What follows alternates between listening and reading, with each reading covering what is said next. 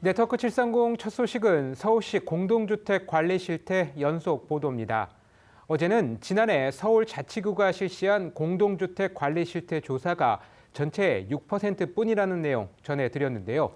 오늘은 왜 자치구의 실태 파악이 절실한지를 따져보겠습니다. 아파트 관리 비리를 방지하기 위해 지난 2015년부터 도입된 것이 바로 외부 회계감사 제도입니다. 서울 공동주택의 절반 정도가 의무 회계감사 대상인데요. 하지만 취재 결과 2년 연속 회계에 문제가 있다고 판단된 부적합 단지들 가운데 자치구 실태조사가 이뤄진 곳은 단 한 곳도 없었습니다. 이혜진 기자가 취재했습니다. 정부가 공동주택 의무감사제도 시행 3년 차에 내놓은 관리비리 방지체계 자료입니다. 300세대 이상은 해마다 의무적으로 외부 회계감사를 받아야 하고 이 결과와 민원 등을 기초로 지자체 감사를 실시한다고 나와 있습니다. 하지만 이 의무감사에서 2년 연속 부적합 판정을 받은 단지 중 단 한 곳도 자치구 실태조사를 받지 않은 것으로 TBS 취재 결과 파악됐습니다. 서울 공동주택 의무감사 단지 중 2017-2018 회계연도 부적합 판정을 받은 단지는 모두 19곳.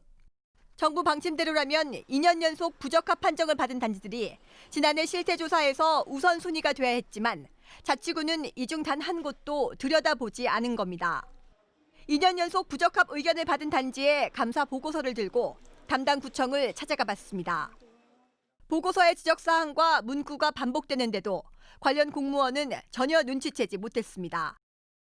이런 거는 제가 이제 처음 요거 말씀해 주셔서 알았는데 서준정하는 거는 단지에서 하는 거지. 우리가 어떻게 이야기할 수 없는데 이런 상황은 좀 이렇게 자제를 해라. 단지 이야기할 수 있었으면 좋겠네요.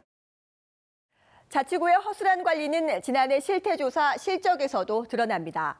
전국의 의무감사단지 만여 곳 가운데 260여 단지가 회계법인으로부터 부적합 의견을 받은 것으로 나옵니다. 이 중 서울 공동주택은 48단지. 하지만 실태조사를 받은 아파트는 8단지로 자치구가 회계 부적합 단지 중 6분의 1만 들여다봤다는 계산이 나옵니다. 적정 판정을 받은 단지들에 대한 부실 감사 의혹도 제기됐습니다. 노원구의 한 아파트는 감사인이 2017-2018 회계연도 의무감사에서 2년 연속 적정 판정을 내렸습니다. 노원구청은 그러나 올해 초 해당 아파트에서 장기수 선충당금 9억 9천만 원의 횡령 사실이 드러났다며 현재 관련 재판이 진행 중이라고 밝혔습니다. 지금 현실적으로 봐도 회계감사인이 적정하게 회계 감사를 했다면 그런 의견은 나올 수가 없었겠죠.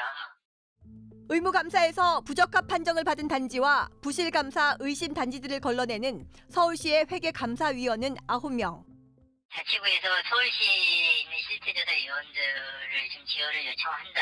그럴 때 우리가 지원을 해주는 거고 기본적으로는 자치구에서 하고 있죠.